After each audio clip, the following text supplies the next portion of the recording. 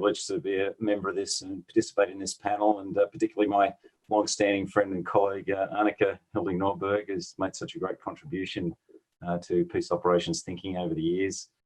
It is very timely, I think, to build on the comments, particularly Natasha and Ralph and Yvette really pointed to the issue of how we remote our response to human security, prevention of conflict, management of conflict.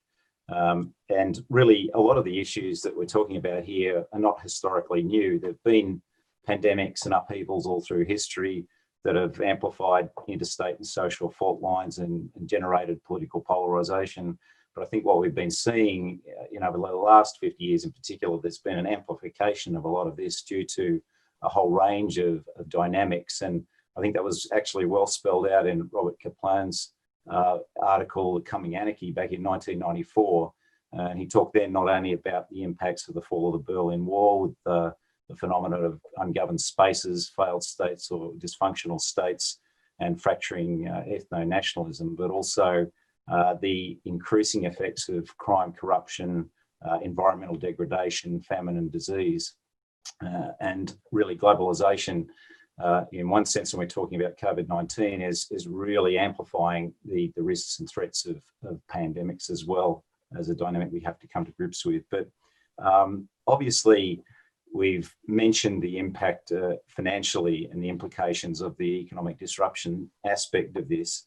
And it's certainly going to exacerbate the problems we experience in building political consensus and putting more emphasis on, regional peace support, but also in the mechanisms and means by which we can create these and generate these remote effects, and including in prevention.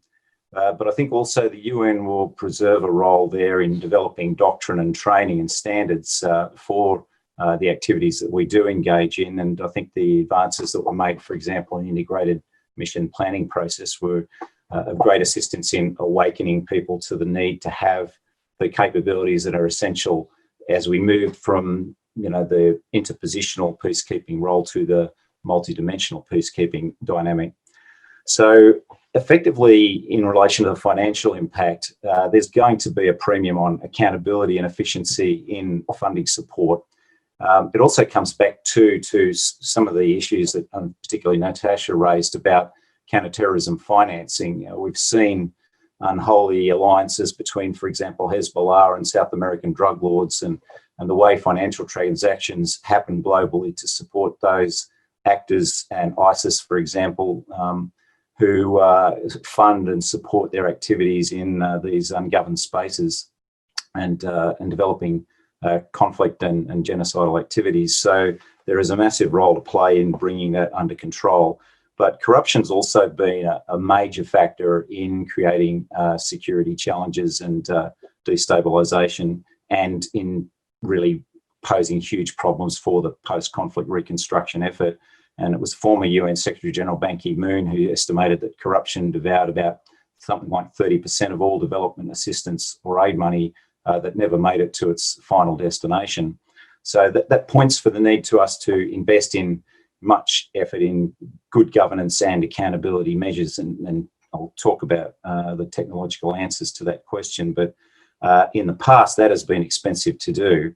And it's why we do need to look to technology to try and bring that under control, and to complement the institution and culture building that we do have to invest in to create less corrupt environments.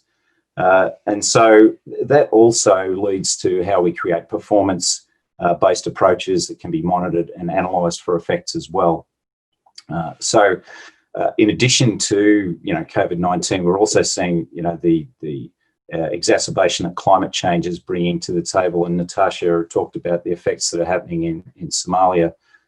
We're seeing there's been many academic and military analyses done on the exacerbation of conflict, or generation of conflict, and we've seen that, for example, in Sudan, the disruption that's caused and the breaking down of normative governance and social structures that come with the threats to the denigration of arable land and the threats of famine and sustainability that creates. But effectively, what we have to do is really come back to the principles that we've been learning ever since we moved to these multidimensional operations, and which has led to the wonderful growth of UNPOL, for example, and the effects that it's generating. But that's civil military planning and theatre structures where we've embraced rule of law strategies, reconstruction and long-term economic issues in bringing peace and making it sustainable. So effectively, when we're talking about that, we need to acknowledge that there's been this growth of the means of accumulating and the forms of raw digital data, which has enabled us to apply better analytical and planning tools to deal with those vital components of assuring successful peace operations. And they include the efficient logistics management aspect, where we look for, say, saving money and making the best effect on the ground that we can get, enabling pandemic response and control, agri-tech to enable sustainable farming, for example, and the management of projects and investment to ensure the best value for money and accountability. So technology can be used to create simplified solutions too, like equitable distributed energy resource and efficient water management, for example.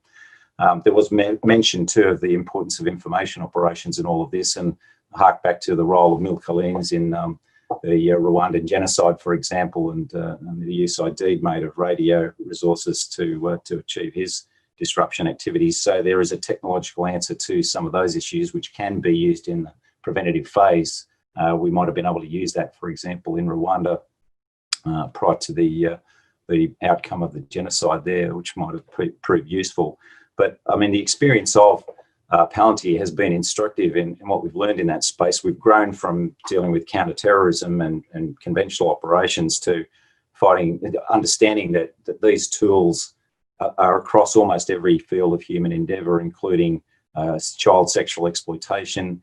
We're now running the support systems for the UN World Food Programme, for example, marshalling humanitarian relief for the situation in Syria, the effective management of development projects in high threat environments. So this is where obviously it's a challenge to have civilian staff on the ground in some of those environments. It's a lesson the Red Cross learned in Somalia, for example, back in '93 when I was there, where they remoted their operations eventually from Kenya. But with technology now, using every resource available, you can, for example, understand whether a road you're investing in Afghanistan is actually being built, where the money is going from that project, and what sort of social, economic and security effects are being generated from it. And you can analyse that deeply. And you can also include performance standards in how you invest in the aid and assistance programs that we put into these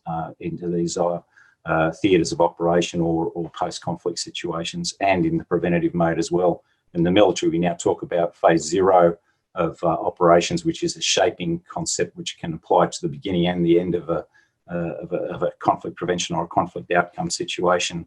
But obviously, this is an area now where, even in this field of prevention of and management of COVID-19, we're seeing over 30 countries now picking up these data management tools to fight that battle. So I do believe it will provide a solution for us marshalling global effort in remote effects that we can generate to prevent conflicts and to bring to bear force on actors in areas of conflict, and to help provide the solutions that we need to bring these situations under control.